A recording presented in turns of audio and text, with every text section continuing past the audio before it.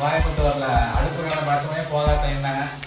பெங்களூருக்கான shoot இந்த வேலை எல்லாம் பண்ண வைக்கிறாங்க. பரவாயில்ல, இதுவும் நல்லா தான் இருக்கு.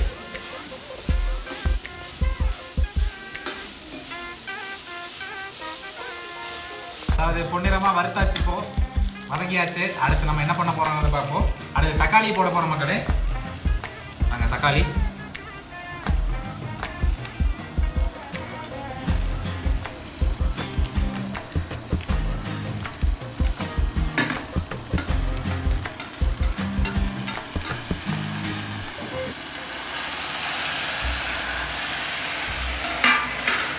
போட்டாச்சு. அப்படியே வதக்கி பையிங் பண்ணலாம்.